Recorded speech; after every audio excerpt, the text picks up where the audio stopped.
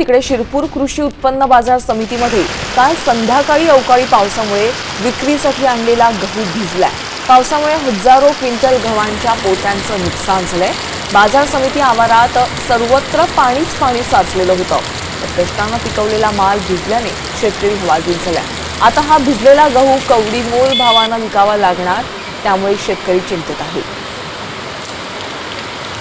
तर शिरपूर मार्केटला गहू विक्रीसाठी मी आणलेला होता। इथं जोरदार पाऊस, वादळ, हवा, जोरदार प्रचंड नुकसान शेतकरीचं झालेलं आहे। 3 दिवसापासून सतत वातावरण आहे, पाऊस हे वातावरण भयान शेतकऱ्यांची थोडे नुकसान झालेलं आहे, ते भरपाई सरकारने करून द्यावी। पावसाच्या रंगमुळे सर्व शेतकऱ्यांच्या आणि व्यापाऱ्यांच्या पाऊसमुळे थोडं नुकसान होऊन गेलेलं आहे।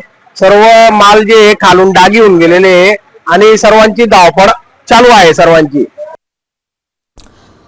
तर आपण थेट आमचे प्रतिनिधी भूषण अहिरे यांच्याकडे जाऊया। भूषण, आपण पाहतोय की शिरपूर कृषी उत्पन्न बाजार समितीमध्ये अवकाळी पावसामुळे विक्रीसाठी आणलेला गहू पूर्णतः भिजलेला आहे।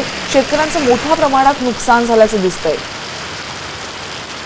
नक्कीच जर बघितलं तर गेल्या 2 ते 3 दिवसांपासून धुळे जिल्ह्यामध्ये मोठ्या प्रमाणात अवकाळी पाऊस झालेला आहे, त्याचबरोबर गारपीट देखील झालेली आहे। परंतु काल संध्याकाळी आलेला अचानक जो पाऊस होता त्या दरम्यान शिरपूर कृषी उत्पन्न बाजार समितीमध्ये मोठ्या प्रमाणात शेतकऱ्यांनी आपला गहू विक्रीसाठी आणलेला होता आणि या अचानक आलेल्या पावसामुळे शेतकऱ्यांना कुठल्याही प्रकारची हालचाल करता आली नाही। परंतु या पावसामध्ये मोठ्या प्रमाणात संपूर्ण गहू भिजलेला आहे आणि त्यामुळे शेतकऱ्यांचं यामध्ये अतोनात नुकसान झालेलं आहे।